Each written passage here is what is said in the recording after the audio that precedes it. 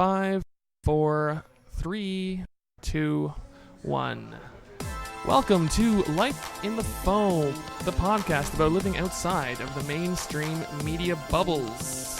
Here we are, making it on our own way, choosing what to surround ourselves with day by day, programming our own environment, as Marshall Maclean said, the electronic environment would let us do. I'm sitting here in a Toronto coffee shop with Kimberley Noble. Kimberley Noble teaches media studies at the University of Guelph Humber and has done so since 2008. She's had 2 decades experience of staff writing at the Globe and Mail and Maclean's. She's had her work published in many Canadian journalistic publications. And we met at the Media Ecology Association's 20th annual convention here at the University of Toronto, which wrapped up yesterday with a lovely walking tour about the campus along Marshall McLuhan Way. Thank you for agreeing to talk to me, Kimberley. Well, thank you for asking me, Clinton. Yeah. So what did you think of the convention? I'll start off with that question. I loved it. It was very serendipitous for me because I am currently working on a paper that I'm going to be presenting at the Standing Conference of Organizational Symbolists in York, in England, in a week and a half.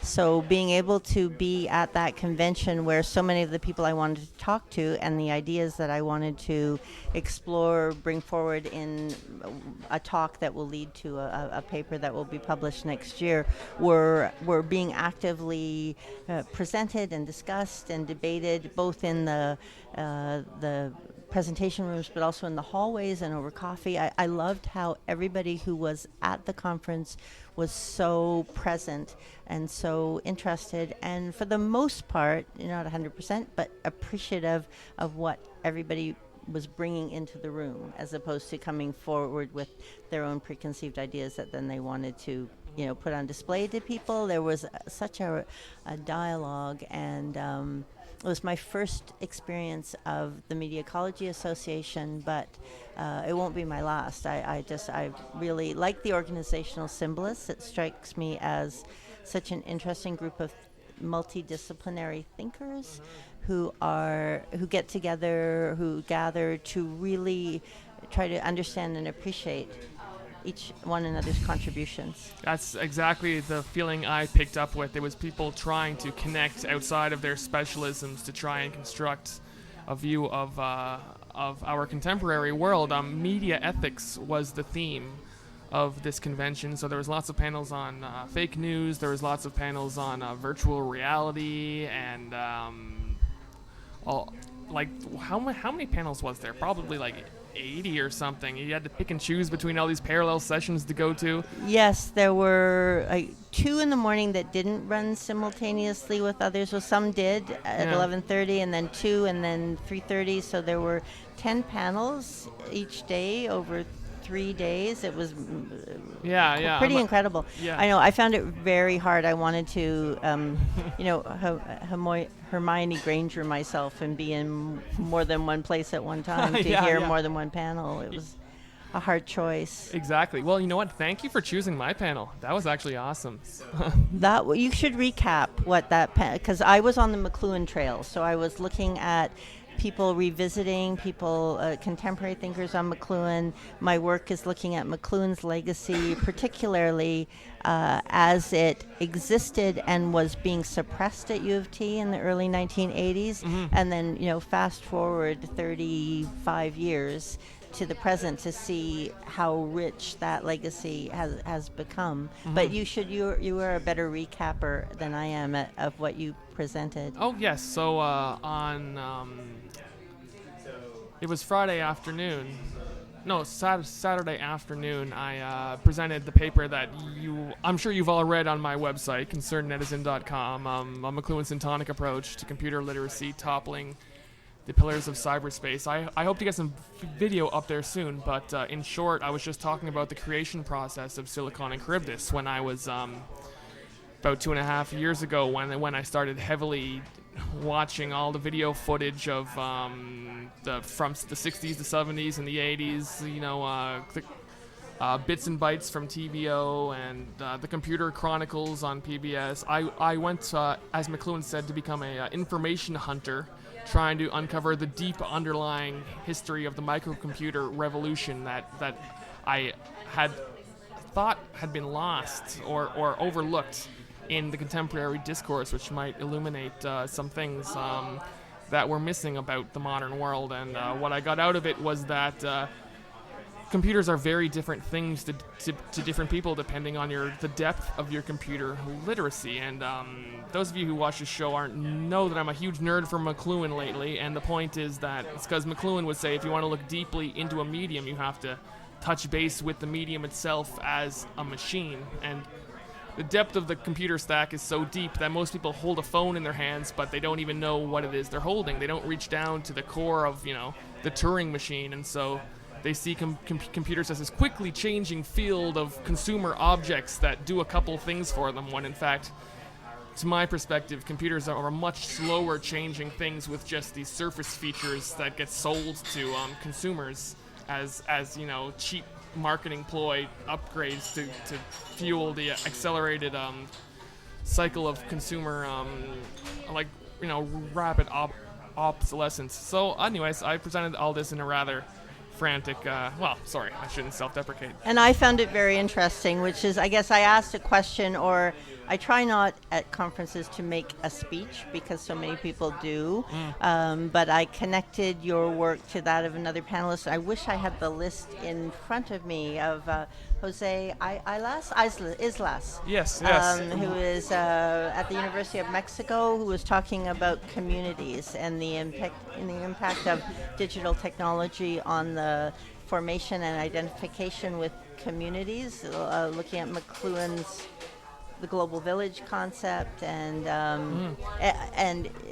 your point about the inability to touch the basis or the foundation of the information and culture that's being communicated and embraced through technological devices was very really resounded with me, or I found it really interesting in terms of the connection to Jose's work, but also what I've seen from my own students, my media studies students, who do not understand.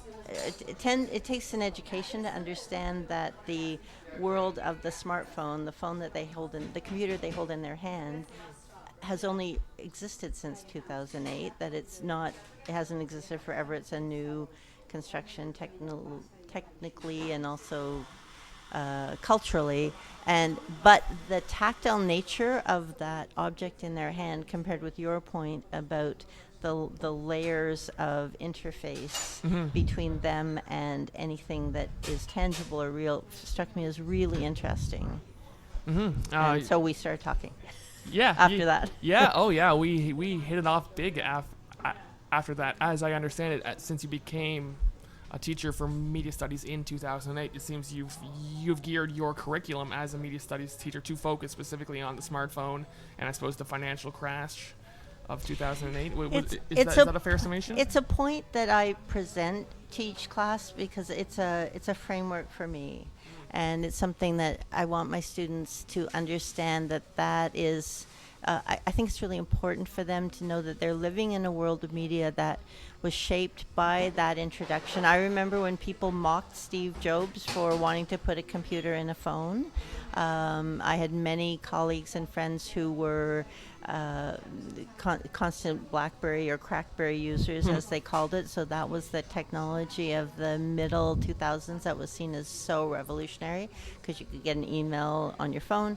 And then to move into the post-2008 era that coincided with the financial meltdown brought on by predatory lending in the U.S.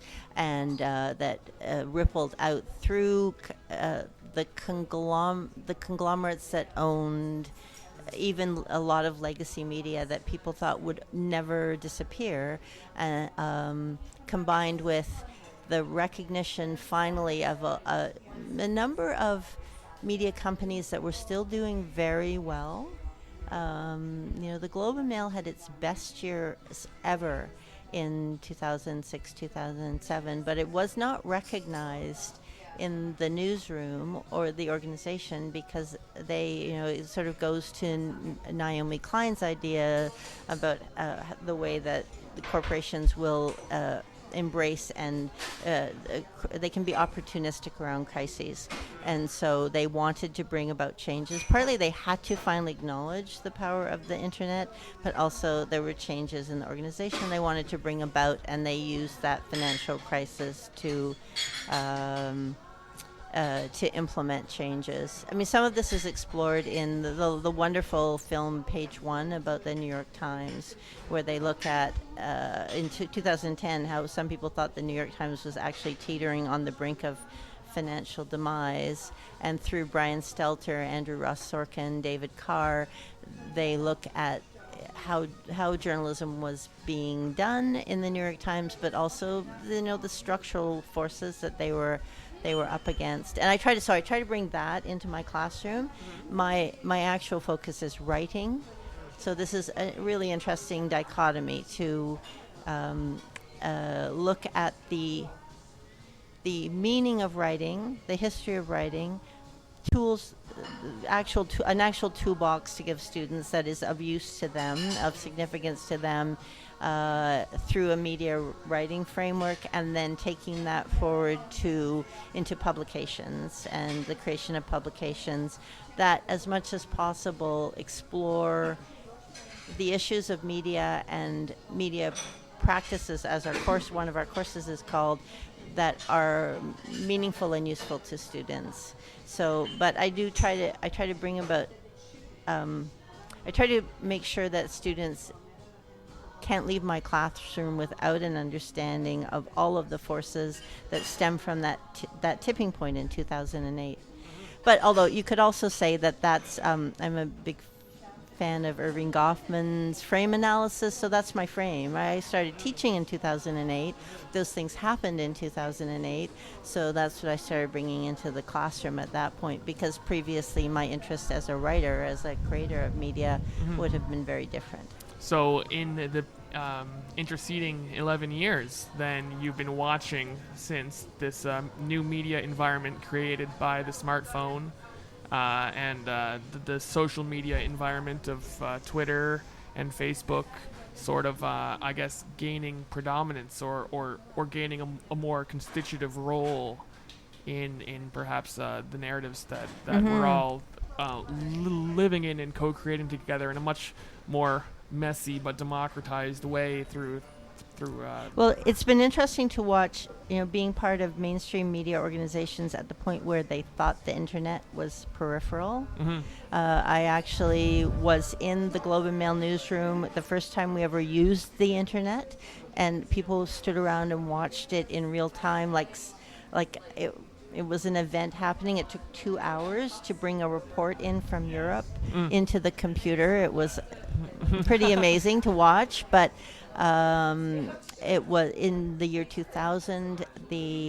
I was working at Maclean's by that point, but still, I still am deeply connected with the Globe as an organization. Those were my formative years. It's still, much as it will frustrate me, it's still, we subscribe to print and digital because it's a barometer of the world for me to see what the Globe does every day.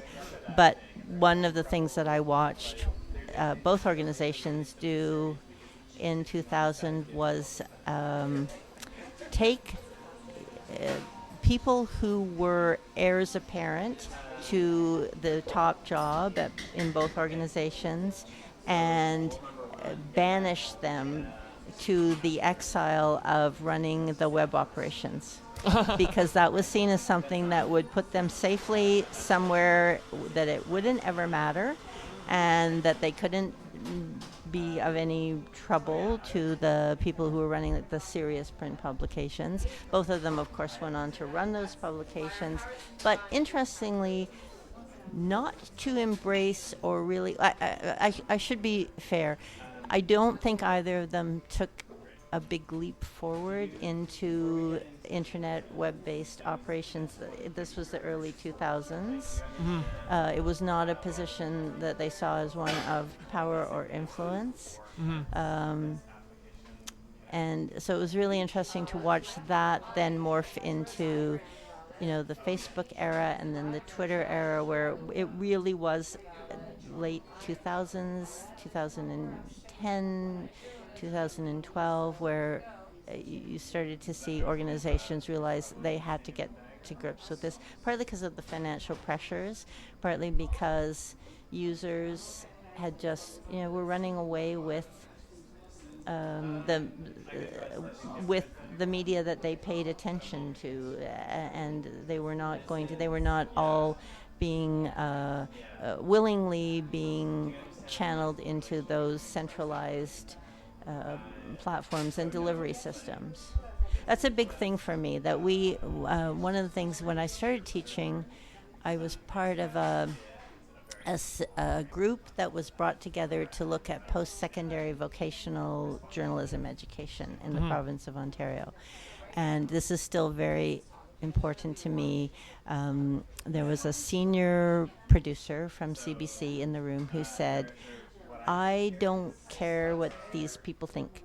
I want them to be able to run my equipment. What you should be doing, this is a vocational side, so college, not university. What you guys should be teaching them to do is basically run my cameras.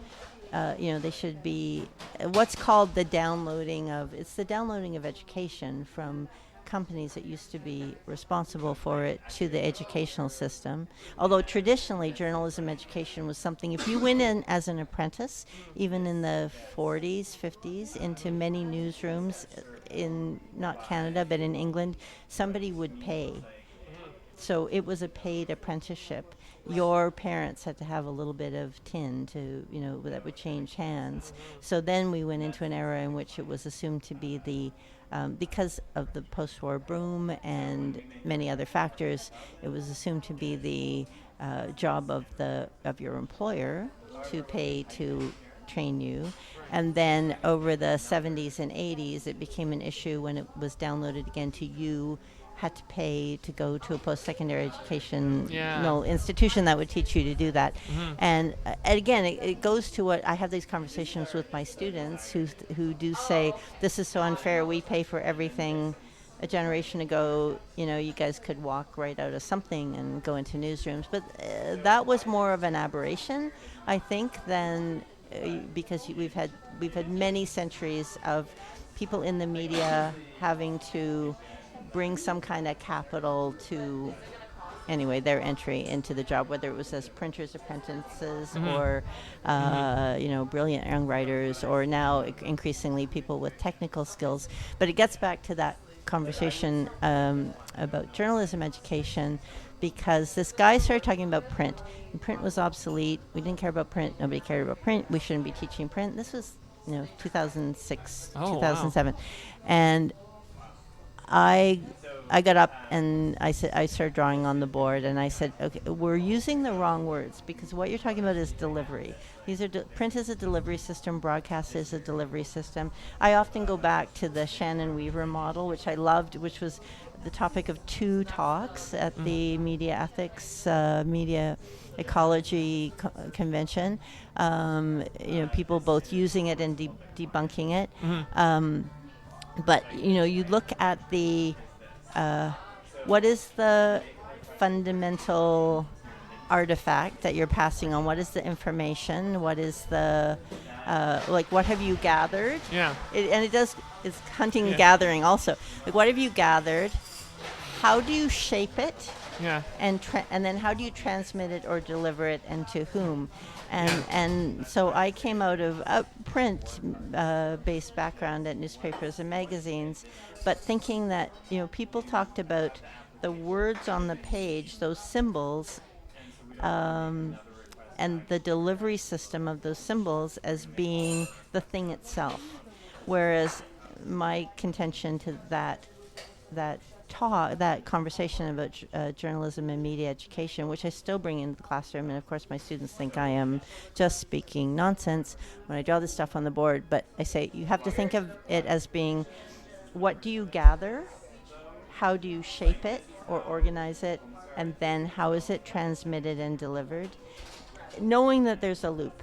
Because if you're delivering something over Twitter, what you gather and how you shape it is going to depend on that delivery mechanism. But on the other hand, one of the things I love about the multiplicity of media technology now is you can do that over I watched Bruce Arthur from the Toronto Star. I'm not a sports fan, but I spent 2 years ago when the Blue Jays were in the playoffs, I did kind of my own self-directed study of how the sports reporters were using different media to tell their stories. And I could talk about how technological change is driven by sports media longer than this podcast. But and these ideas come from people smarter than me, like Stephen Brunt and his real-time experience with sports media and things he has said when he's come and talked to my students over the years.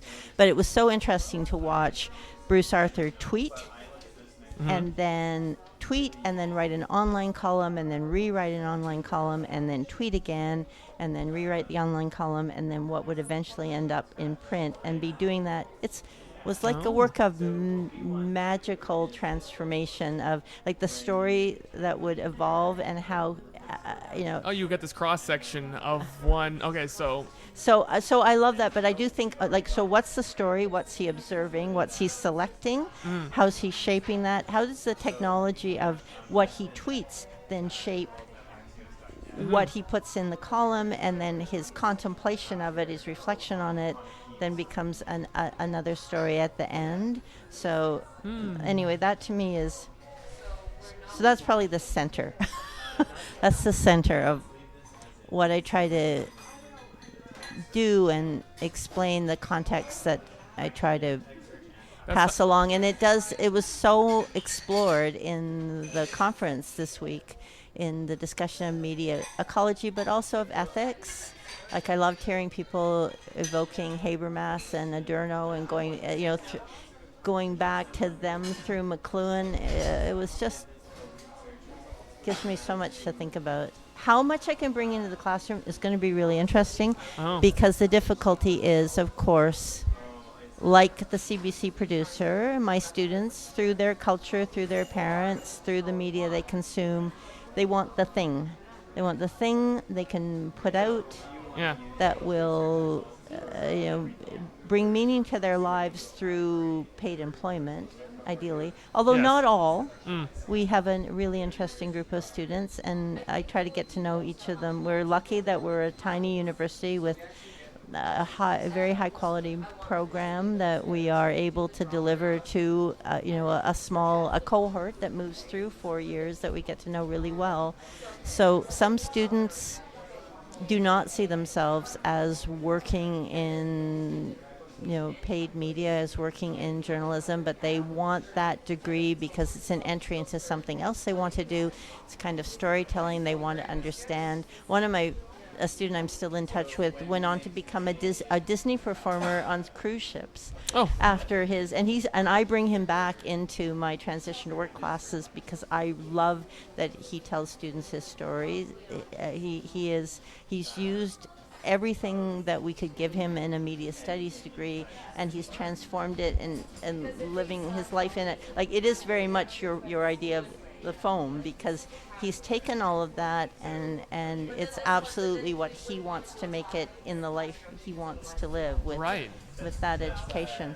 Right, that's interesting. So I suppose a media studies program of that sort, where you're looking at the dynamics of how a story evolves and changes from the kernel of an initial report to, as we're saying, multiple revisions until sort of like the final draft that gets published in the paper edition. I mean, in that way, you've got an X-ray of the.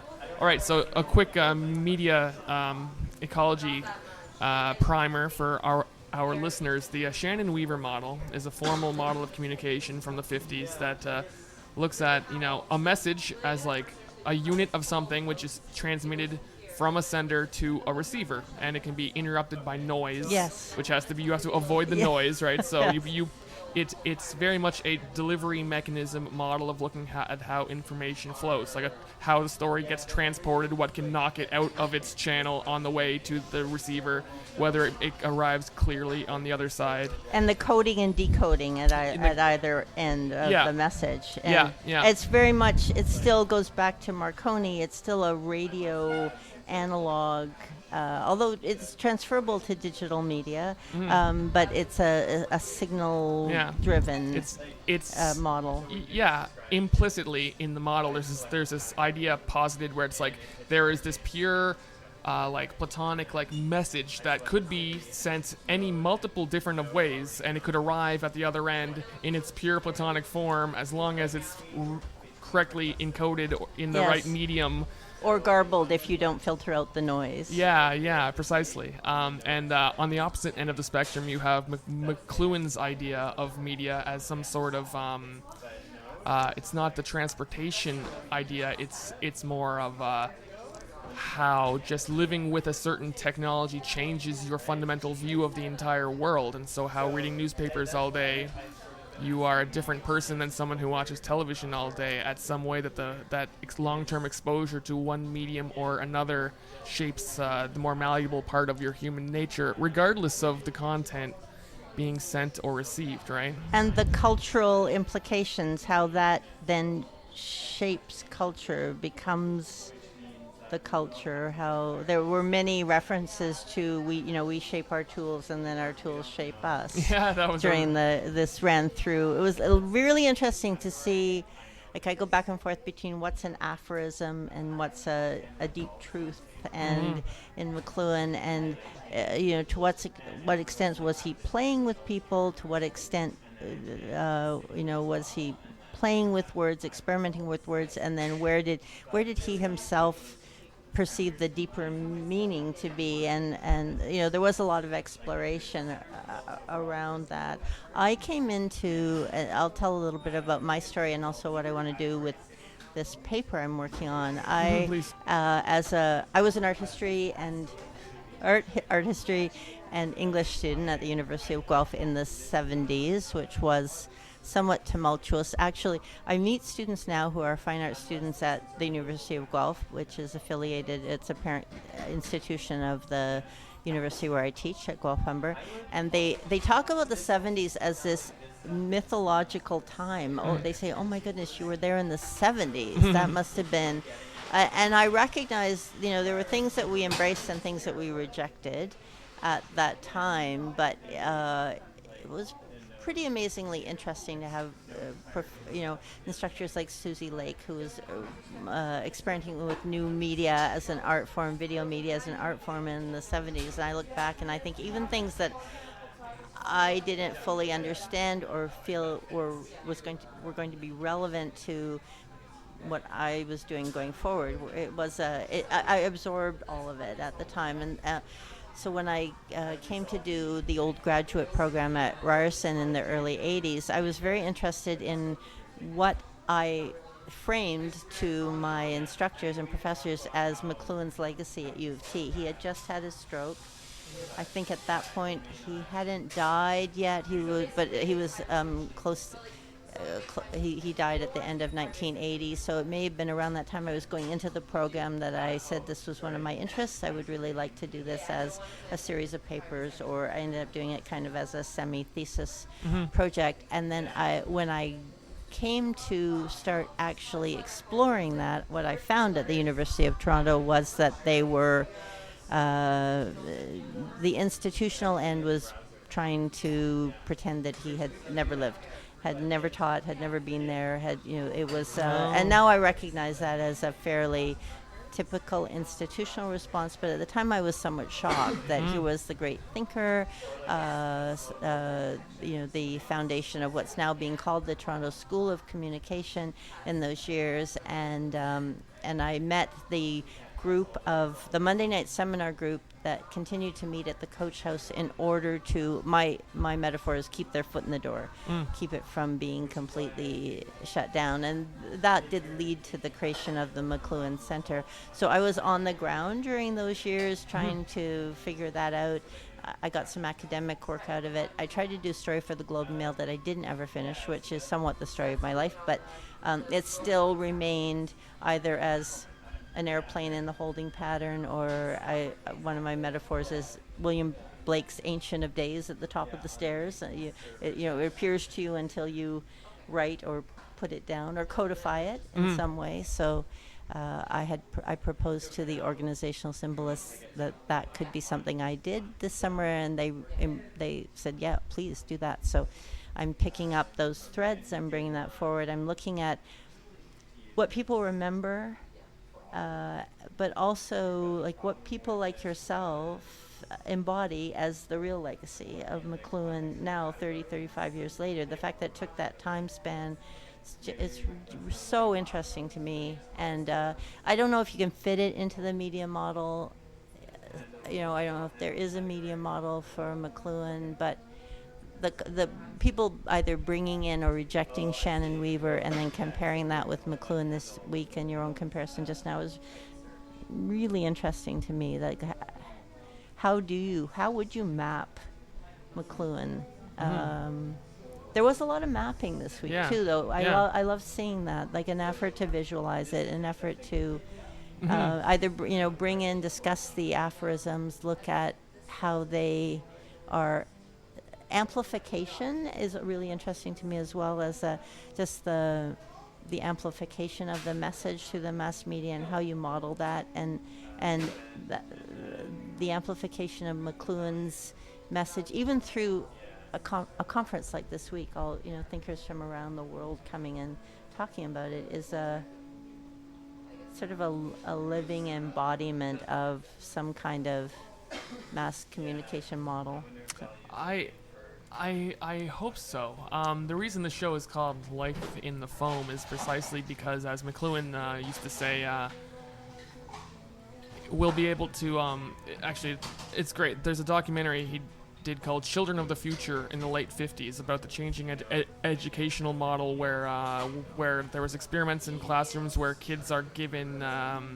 the ability to make movies. Before City as Classroom? Before City as Classroom, 20 years beforehand. It's great. You can find it on YouTube, Children of the Future. And they're giving kids all these tools and technologies and letting them create movies and letting them play with physics and learn on their own. And Maclean was analyzing the way that kids were just, running out with like Super 8 video cameras or what have you. No, not Super 8, but 8mm whatever video cameras, and creating films, and he says stuff like, the best way to understand a media is to get involved in making it ourselves, and the children of the future will be programming our very environments, right? The world will become an art form for them to change about at their will, and we mustn't be scared of this, because we cannot create a technology so complicated that we lose control of the humanness of what it is we're doing, or words to that effect, which I found kind of like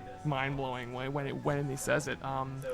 This idea that I have grown up in front of a computer choosing what stories I want to read selectively, sometimes in a narrow selective bubble where I'm feeding my own bias. Not recommendation bias, but no, that's an algorithmic thing. The confirmation bias. Confirmation bias, absolutely. You see, growing up, Fark.com was the huge news aggregator on the internet from about 1999 to 2005. So it would link to different stories from different newspapers or different news sites around the world. You can go see the news headlines of the day, and it was always funny and FARC or FARK?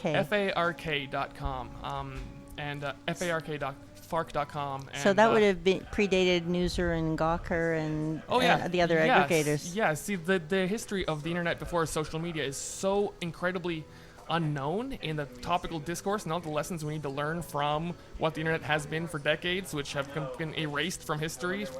There's that line about like there is nothing so invisible as the recent past. There's nothing so unknowable as the recent past. Oh yeah. It takes time. You have to get away from it, enough detachment from the past to suddenly have the salient aspects that need to be remembered spring to mind in retrospect to find out what's missing from the present discourse, right? Well, it goes to I found your exploration of the history of the microcomputer really interesting, and I should just give a bit of background. The two of us sat down yesterday and talked to Derek DeKirchhoff, who was Maclean's student, collaborator, and one of the first directors and a longtime director of the Maclean Center when it was created. And we touched on this, which was in a. Derek had an Osborne computer, which was a suitcase-sized computer in the early 80s, and then he got an NEC computer. We were talking about the first computers he had while he was working at the Maclean Center. And it's really interesting to me how vivid these memories are for him, although you helped him remember the names of the computers. And I had for years, I haven't shown it for a while, but I had a whole slideshow in which, when I introduced a digital writing unit in one of my classes, I would show students visually the whole, as much as I could, of the not at the on the level of detail that you are aware of it, but I wanted them to be aware of. I'd start with the Turing machine, and I would look at the early American computers that filled rooms, and then take it right down to the smartphone, and so that they had a sense of this is actually in not that more than their parents' lifetimes. It's a very accelerated technological development. It's astounding on so many levels, and it does shape, people had absolutely intimate, transformative relationships with each of these technologies along the way. The pace of acceleration has been it does affect people because you get really attached to something. I loved the generations of computers. I worked on the DOS-based computers in the 90s, and both in the workplace and at home. And then, there's sociological research around how people become accustomed to an environment and then how they're affected by the pace of change. And I recognize I'm now teaching a generation where that is seen as you have to embrace it. You have to move on to the next thing. You have to, be, this was also explored at the Maclean conference. And in the film, help me with Richard's last name. Is it Schachtel? Yes, Richard Altman. Altman, sorry. Yeah, Richard Altman had his film. Sorry, Richard. Yes. Sorry, I've spoken so much to him, but yes, the name. There's so many names, but yeah, he actually used a quote, not from Maclean, but he juxtaposed it with some of his Maclean archival research and some of the visual artifacts he brought forward that looked at how people are always living in the future, or human beings live in the rather than the moment in the future, and so now technology has increasingly enabled that. And I think your exploration of the looking at the technology and its forms and its interfaces. It's very interesting to me to think about one generation of computer users and the stories they told and how they organized and distributed their material and where we are now and the effect that's having on the gathering, the organization, and the distribution of narrative and information. Talking with I shouldn't say Derek. Talking with Dr. DeKirchhoff, his old Osborne computer ran the CP/M operating system, which, if you've seen Silicon and Cryptus, was created by Gary Kildall and then copied to become DOS for Microsoft. And I grew up with a DOS computer. You see, the thing is, I look at it like the way a sailor is if you don't want to be seasick, you stare at the distant horizon, the calm horizon. So like the lower level of the computer stack, the parts that never change about how a computer works, it's always just the CPU accessing RAM. I mean, it gets more and more complicated as the technology increases in complexity, but computers don't change very fast at all. What changes is it's slightly faster each year. One new feature comes each year. You switch from, a floppy disk to a CD-ROM to a USB key. But these are such extremely superficial or changes in quantity or numbers or speed. But the model of what a computer is remained basically the same underneath the surface. Yeah, right? Yeah. So I mean, there's a way to escape the maelstrom, to understand computers at a level of depth that includes some sort of fluid history of microcomputers, as opposed to seeing some fractured landscape of, everything I learned is useless, time to start again with learning this new interface. They changed the interface again, everything I was doing is now useless and I gotta learn again, right? This constant treadmill of having to even just learn how to use Microsoft Office all over again once they ditched the menu buttons and switched it to the ribbon interface, right? And it is about sales. Ultimately, it's monetizing what people can use as being what they, or what they have to use. As it's interesting. One of the things we watched many times at the conference was people using the podiums, trying to make the podiums work. So here are some of the best thinkers in the world about technology, and trying to tell stories, trying to bring their work up with technology that has been introduced. Here's my bias, but because it is something that people can sell to an institution, not because it is what a professor or instructor at the front of the classroom needs to use to get there. And so over and over again, you watch people struggle with this because they are never asked. Right. They are never asked. We are never asked what would be useful to you. Instead, we are using what people at the top in a job at our institutions have been told is the next generation of something that a company they contract with wants to sell or has to sell.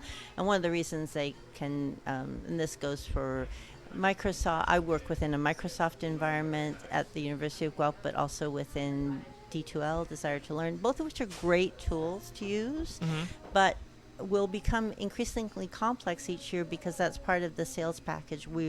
Somebody is being told this will improve each year. We will add features each year. You can buy this for 5 years and we will add features. It won't remain the same thing, and this is seen as more valuable. But in fact, it is like DOS versus adding Windows versus adding layers of interface that sometimes can increase and improve functionality for the users, but sometimes can then just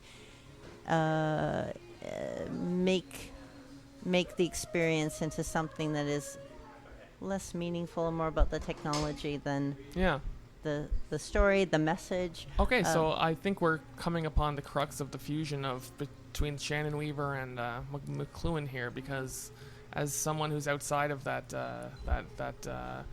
I don't know what the metaphor would be, that constant Ferris wheel of upgrade cycle and learn it again, and upgrade cycle and learn it again, right? We're sitting here, you see my 10-year-old laptop we're recording this on, running Antix Linux. I'm using free software. I programmed this thing from top to bottom to do exactly what I want to do, right?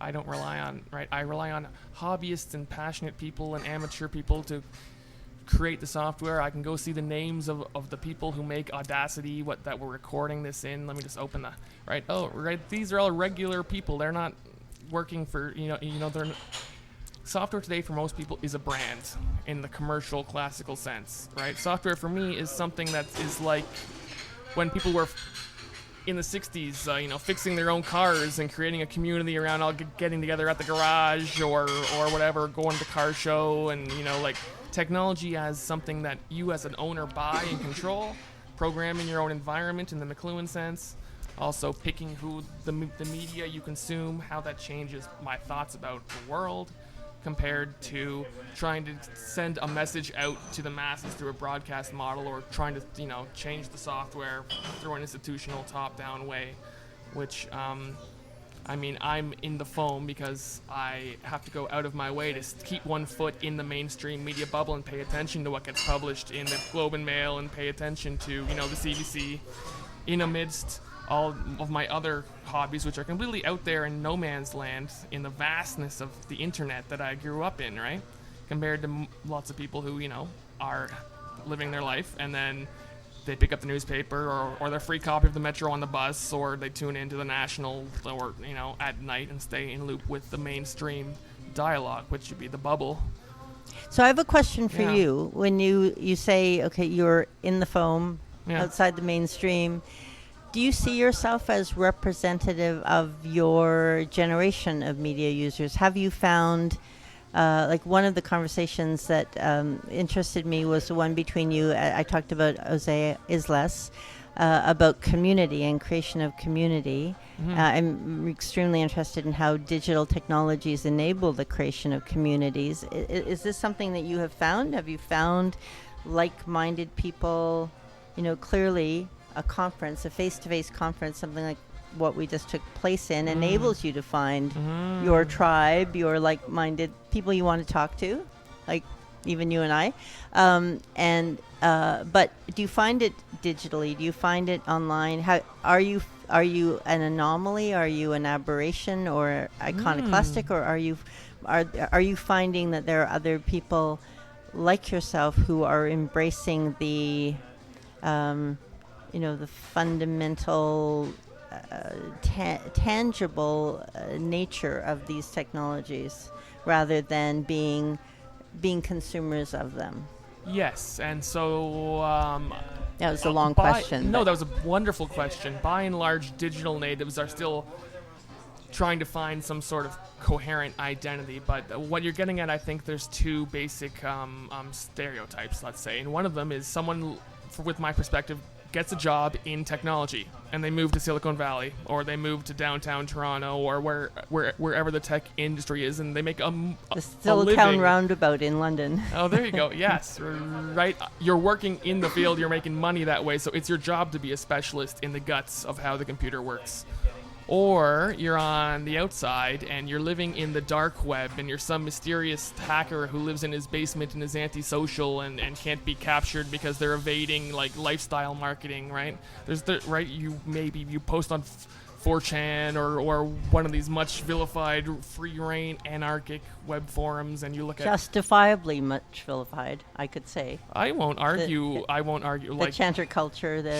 Sure. It's anarchy. So let's say you attack Scientology, some people might cheer you, and then you attack something that's more dear or structural or important in and society.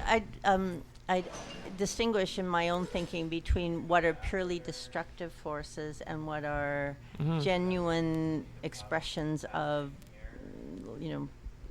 different ideas and life force, but people who are there and using the technology to be genuinely destructive. Yes. Or there is a realm in which I think if you are advocating violence or exclusion, you are outside a norm that I would want to personally see reflected in media. Bear in mind, what I'm doing is I'm laying out the two main I recognize that. Yeah, these are the two main stereotypes as they exist. If you're as into computers as I am, either you work there or you're some freak outside of nature who's wreaking havoc on the social networks that all the polite, respectable people go out and be like themselves on and be public figures in, and are trying to make the natural extension of the mainstream media, right? You have the mainstream media of the 20th century, and now you have that plus social media too as the digital tack on to the overall media bubbles, which are made. Okay, I see that. Make up the mainstream. So what I'm trying to do with this program is explore alternatives to those two different, images which I'm handed to. Hey, why don't you have a job, Clinton, working at some tech company, right? Like, question. I'm a computer science dropout. I could go back, finish my degree, or why aren't you working on this, right? It's because the internet's always just kind of been a hobby for me, a conversation platform. I do find much community in the conversations that I've been having with people because the internet helps you find like-minded people. So I'm a huge cult movie buff. I used to be huge into just like fan fiction communities. I like to follow internet drama and like see who's who, through their ignorance of the medium, is self-destructing somehow. I mean, we had a little conversation about that, about how people can say the wrong thing on Twitter and blow up their lives, and it's a spectacle, which, I mean, sometimes it's more fun than watching TV, just to tune into social media and see the catfight of society at large kind of duking it out. But also, it's existentially terrifying when you reach a tipping point to where it's like, wait a minute, does anybody really know the power of what it is they're holding in their hand? And are people being, shown, are there role models for responsible living in a digitally connected world? I mean, I think there was lots of promising stuff at this conference There today. was. Through the ethical frame, it was extremely interesting to see the questions that people, and the fact that there were more questions than answers, I think was really intriguing. And the way that so many conversations went back to like Hannah Arendt and that framework, that ethical framework, Kant, looking at like the thoughtfulness, the mindfulness, the dialogue that happens within the educated mind, as opposed to the delivery of and absorption of messages through the media. There were a lot of explorations of Maclean's work on advertising, which I was not as familiar with before this conference, and now I really want to go back and look at, because that dichotomy between thinking, critical thinking, and as you say, like, what pieces do you want to bring into your own life? What kind of life do you want to lead? What kind of self do you want to construct out of a multiplicity of sources, as opposed to reflecting what, like, one message, one platform, one group of people who is selling something. Those are the most prone. It all goes back to The Princess Bride. It's anybody who tells you otherwise is, selling something. And I've said to students, even since 2008, if you are not transforming what you get, you are passing on something that somebody else is selling. So anything that you are, and retreats go to that too. If you are taking wholesale, if it's already entertaining, if it's already simplified, if it's already palatable, and then you just pass that on, it's something somebody else is selling. Even if it's good, even if it's brilliant, but if you are not transforming it in some way, it started out with thinking about complicated data. If you're not willing to dig into the complicated data at its source, documentarian, or like what powerful people are saying about something, and make that into a story for your readers or for your audience that has a piece of yourself and your own thinking in it, you're just a conduit for something that somebody else is selling. That is also, it remains if you're only looking for the thing that entertains you. This goes back, there were lots of discussions of Neil Postman at this conference as well. If you are only willing to consume what is entertaining and pass on what is entertaining, that's somebody else's product, and then you're a conduit for somebody else's product. And that's so much of what Facebook wasn't when it started out, but has certainly become, where they want to keep you in the environment. They want to sell you things in the environment. Now they want you to buy things in the environment with their own currency. Oh, for crying out loud, yes. It's a closed, that closed loop, hermetically sealed system where you are the product. That's also a big message. I mean, I started talking to students about this in probably 2012. Trying to make it clear, or at least get them to think about what are these social media that they use, how do they make their money, what is the product. And one of the things that's very gratifying to me, and it was reflected in the conference as well, was that in 2012, 14, when I started asking students these questions, they seemed unaware that they were the product, that their information was the product, that Facebook was not in the business of providing them with a platform where they could talk to their friends. Now, absolutely, students are aware that is, to the point where many are desisting. You talked about the desisting movement. My effort to use Facebook for good with groups that where I run tutorials for writing and discussion platforms. I'm finding I probably won't do it anymore because there are so many students who have opted out of Facebook actively and are actively philosophically will not even using like a Finsta thing create a persona. They will not use it. They do not want that platform having any piece of them or their information. They don't want to. So I'm going to. That probably will then send me running back to D2L to do it on their platform, for which somebody else also makes money. But or take it into the classroom. the ultimate, social media forum, like where we just share it among ourselves, talking like in the marketplace, in the Agora, that original form of media. I mean, for a media conference, all the best content was the face-to-face interactions we had in the hallways, sitting at the tables, standing around outside the coach house. Yes. It was, that was the real takeaway for me, was the networking and the meeting and getting to talk to you, getting to talk to Dr. Nikirkov, getting to talk to all of the people there. I mean, the presentations were wonderful. The theses were wonderful. But it's the immediate face-to-face thing, which we won't lose so long as media literacy comes concomitant with, face-to-face immediate literacy, which is something I'd like to explore more, actually. Overcoming social awkwardness, that sort of thing, which is probably a topic for another episode, because we have to wrap up this episode of Life in the Foam. My goodness. It's been wonderful. It's gone fast. We wondered how we'd fill an hour, but we did. We could probably fill another if I didn't have to make my way out of Toronto soon. So thank you so much, Kimberley thank you, Noble. Clinton. It's been a pleasure. All right, we'll talk to you all again later on Life in the Foam. My website is concernednetizen.com, where you can find other episodes. You can find my presentation, and I'm going to link to all the interesting stuff at the convention coming up. You can support me monetarily on Patreon or Subscribe. Again, go to concernednetizen.com to find the links for that. Until then, stay safe out there in the wild cyberspace of today and tomorrow, and keep one foot in the foam and one foot in the bubbles. Goodbye.